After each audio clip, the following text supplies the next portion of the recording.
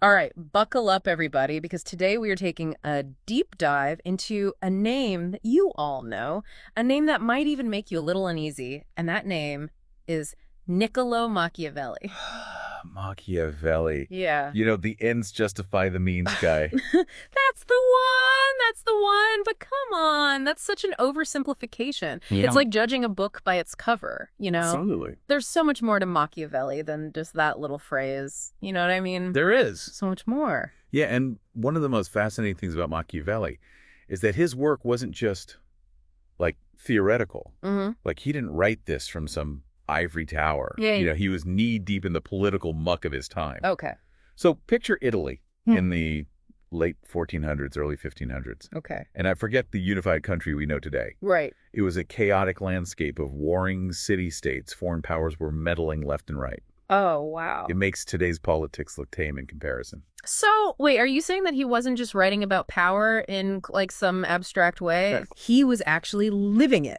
Oh, yeah. Machiavelli wasn't born a political mastermind or anything like that. Okay. He came from a respectable family in Florence.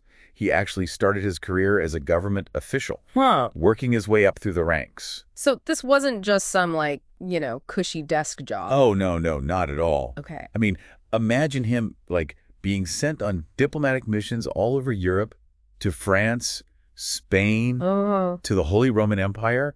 These were places where power was constantly shifting Oh, yeah. up for grabs. Uh-huh. It was a different world.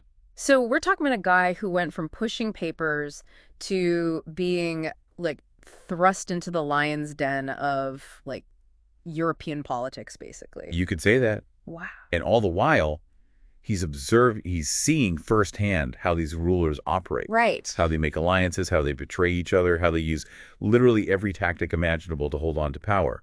So it's like he was taking notes for the prince, basically, You got it. while on these diplomatic missions. He's like, gathering all this intel on real politics. Real politics. Like how to win no matter what, regardless of the rules. You're catching on. This wasn't about morality Yeah. or idealism. Right.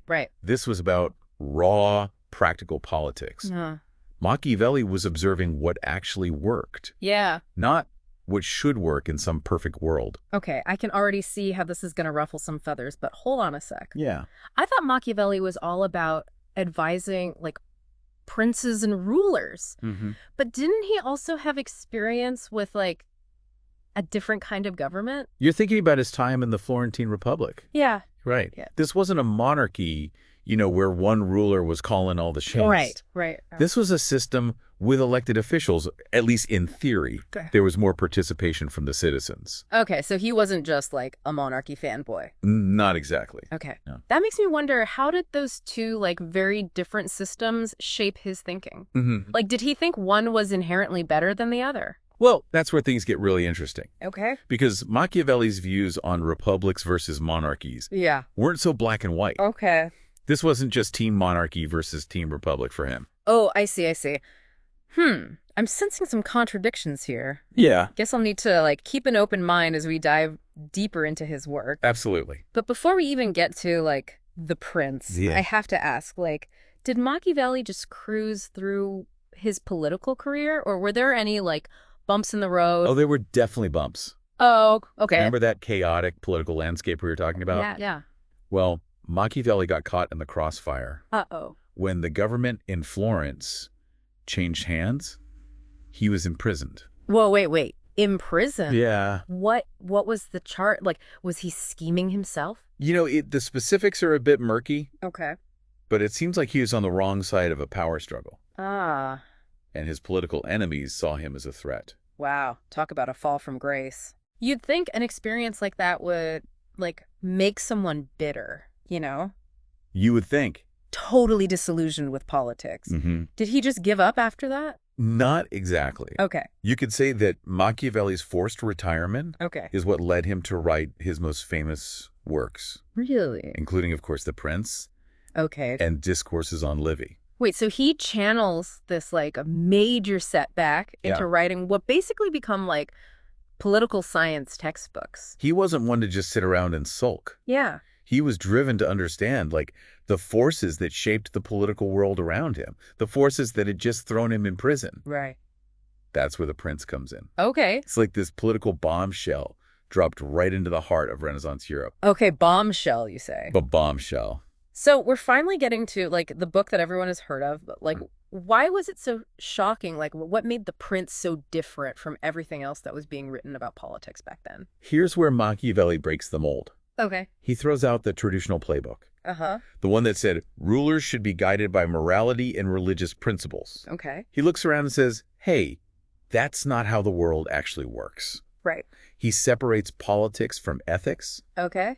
and he says, let's be real about how power is gained and maintained. Okay. So not exactly like a feel-good leadership manual. Not unless you're into the art of real politic, Real politics. which can get pretty ruthless. Yeah. And a key part of that is understanding something that Machiavelli considered fundamental: human nature. Okay. He argued that people, at their core, are selfish, ambitious, Wow. and easily swayed. Hold on. He's saying that even like the most like benevolent ruler Yeah, should just assume that everyone around them is out for themselves? that's a core idea. Even their closest advisors. That's a core idea in The Prince. Wow. And it makes you think twice about who to trust, right? Because if you're operating under the assumption that people are inherently self-interested, Right. well, you can't just rely on love or loyalty alone. Right. Right. You need something stronger, something Yeah. more compelling. This is where we get to the infamous quote, right? Yes, It is better to be feared than loved.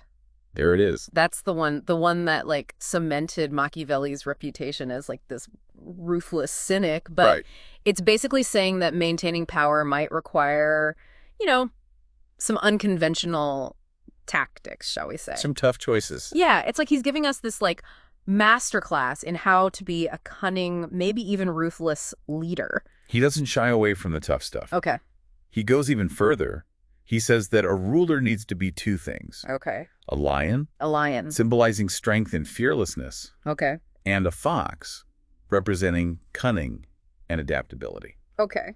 Imagine trying to be both of those in the cutthroat world of Renaissance politics. Wow. Okay, now I'm starting to get why people throw around that word Machiavellian. Yeah. You know, when they're talking about someone who's like manipulative or power hungry, but Right. you mentioned he wrote another book, Yeah. Discourses. Discourses on Livy.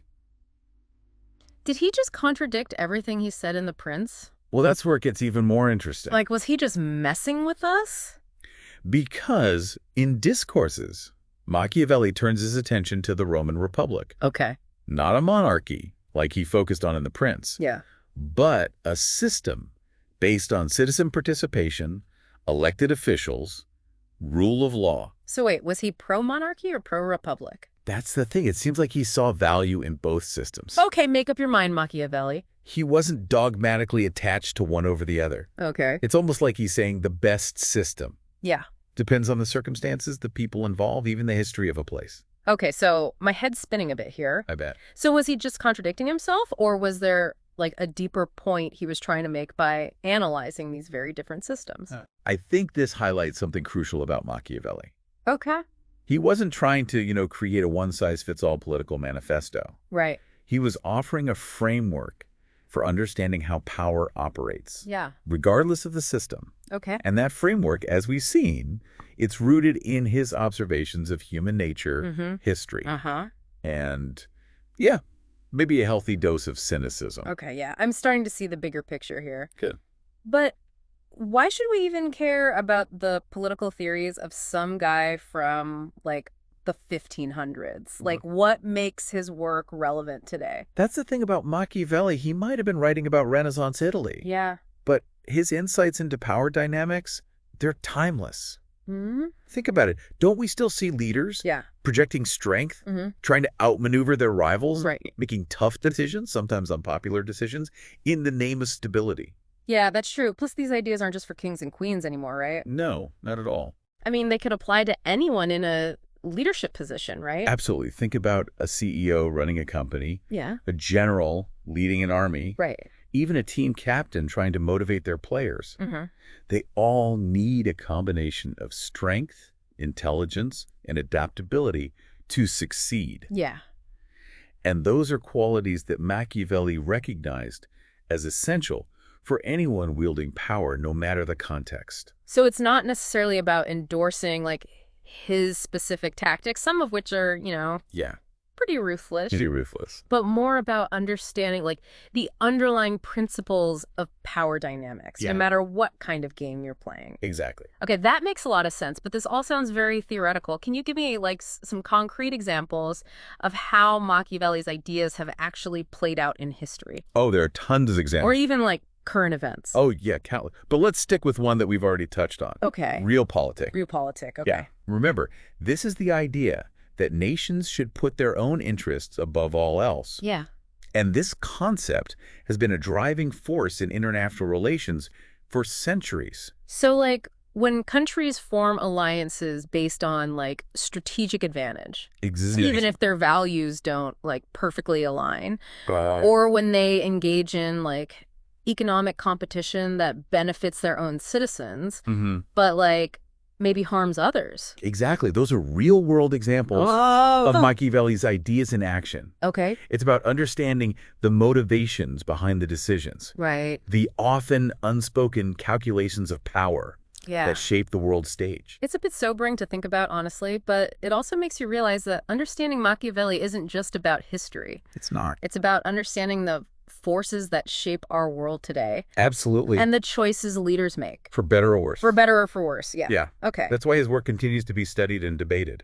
Not just by, like, academics, but by policymakers, business leaders, anyone who wants to grasp how power operates in all its complexity.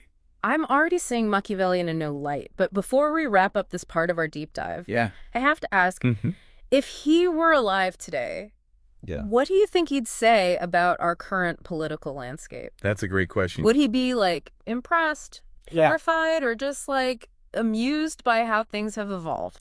I think we need to save that one in our next installment. All right, listeners, you'll have to wait with bated breath for the answer to that cliffhanger, but in the meantime, I bet you're already starting to see the world through a more, dare I say, Machiavellian lens. Maybe a little bit. And who knows, maybe that perspective will, like, give you an edge in understanding the power dynamics at play in your own life. Absolutely. So, until next time. Picking up where we left off, if Machiavelli were alive today, I think he would find our modern political landscape a fascinating case study. Okay.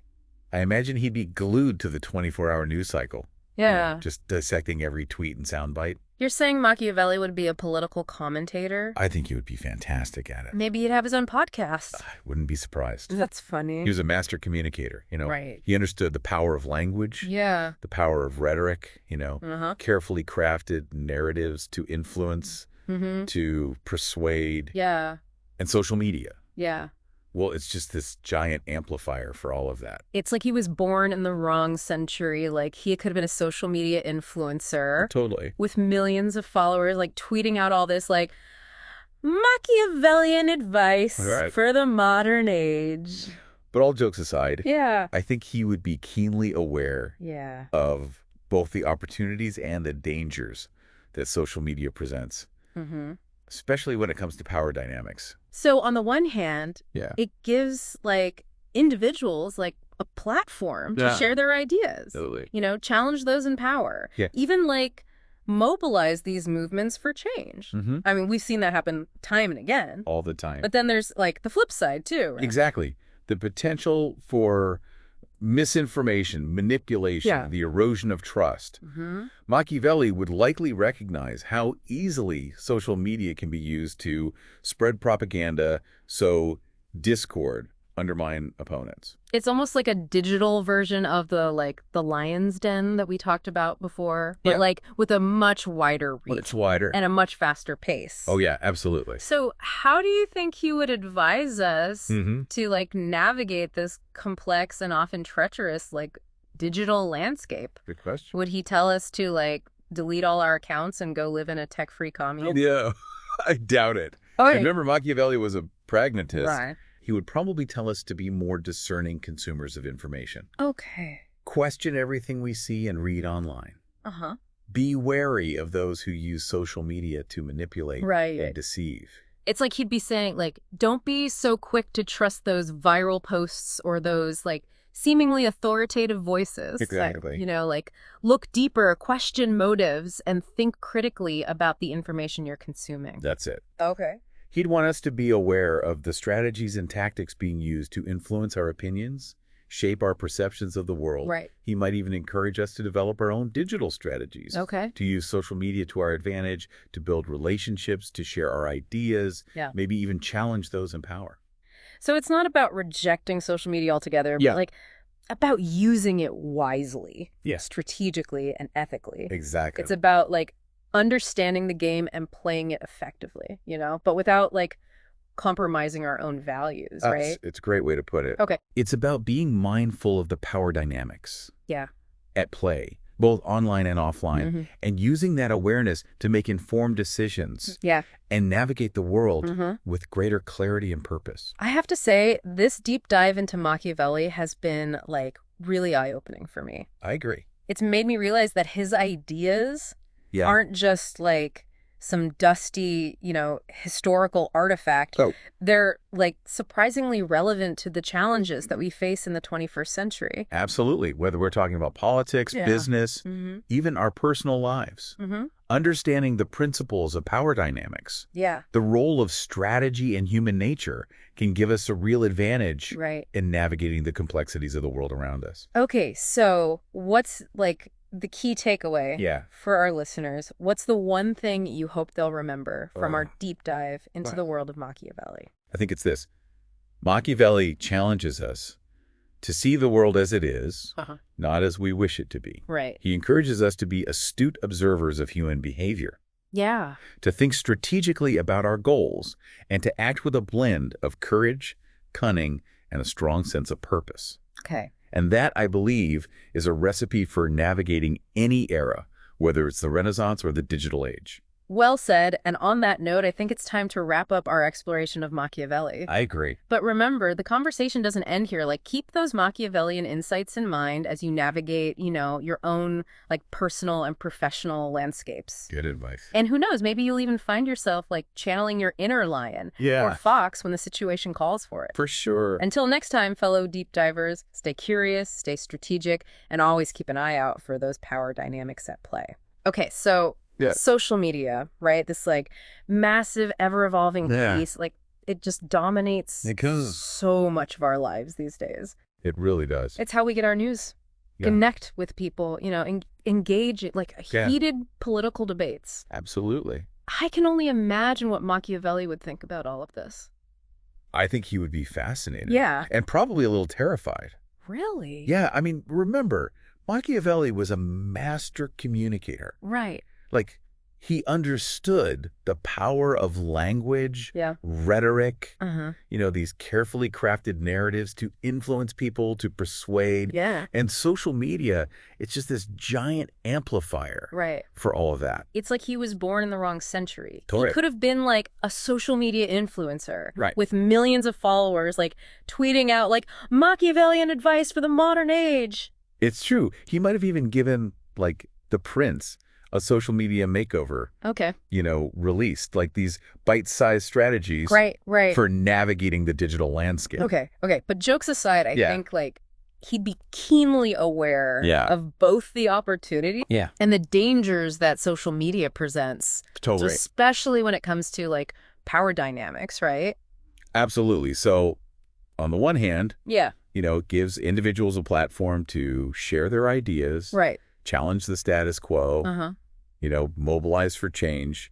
Yeah, we see that all the time. All the time. But then there's the flip side, right? Right, the dark side. The dark side, exactly. Yeah. The potential for misinformation, manipulation, the erosion of trust. Yeah, Machiavelli would totally see how easily social media can be used to spread propaganda, Oh, yeah. Like, sow discord among people, undermine your opponents. Absolutely. Like, it's almost like a modern-day version of, like, those courtly intrigues and power struggles he saw back in, like, Renaissance Italy. It's a digital lion's den. It is, but, like, with a much wider reach. Sure. And, like, a faster pace. It's just way fast. Crazy. So, like, how do you think he would advise us to navigate this, like, complex and like often treacherous digital landscape? Would he tell us to just like delete all our accounts and go live in some like tech-free commune? I doubt. I think, Machiavelli was a pragmatist at heart. Yeah. He'd probably tell us to be more discerning about the information we consume, to question everything we see online, be wary of those who use social media to manipulate and deceive. So it's like he'd be saying, don't just like blindly trust those like viral posts or those like seemingly authoritative voices. Yeah. Look deeper, question the motives, and think critically about the information that you're consuming. Exactly. He'd want us to be aware of the strategies and tactics being used to influence our opinions, shape our worldview, right? He might even encourage us to develop our own digital strategies. Right. Use social media to our advantage. Okay. To build relationships, share our ideas, challenge the powers that be. So it's not about rejecting social media altogether, but like using it wisely, strategically, ethically. Yeah. It's about like understanding the game and playing it effectively, but without compromising our values. That's it. That's the key. I like that, yeah. It's about being mindful of the power dynamics at play, both online and offline, using that awareness to make informed decisions. Right. Navigate the world with a sense of purpose. Yeah, I think that's like one of the biggest things I've taken away from this whole conversation about Machiavelli. Me too. It's just like made me realize that his ideas, they aren't just some like historical artifact. They're like surprisingly relevant to the challenges that we're facing today. They are. Whether it's in our personal lives, professional lives, it's about understand like power, strategy, human nature, and using that to our advantage. That's it. So, bottom line. Yeah. What's the one thing you really want our listeners to remember from this deep dive into Machiavelli? Machiavelli challenges us to see the world as it is, not as we wish it would be. Okay. He wants us to be astute observers of human behavior. Right. Think strategically about our goals and act with courage, cunning, and a strong sense of purpose. I like it. It's a recipe for navigating any era, whether it's the Renaissance or the digital age. Couldn't have said it better myself. Well, that about wraps up our deep dive into the fascinating and often, let's be honest, a little unsettling world of Niccolo Machiavelli. But as we've learned, his insights into power, strategy, and human nature are as relevant today as they were centuries ago. They are. So, whether you're leading a team, negotiating a deal, or just trying to make sense of the crazy world around us, remember those Machiavellian lessons and maybe, just maybe, you'll find yourself a little bit ahead of the game. Until next time, fellow deep divers, stay curious, stay strategic, and as always, keep an eye out for those power dynamics because they're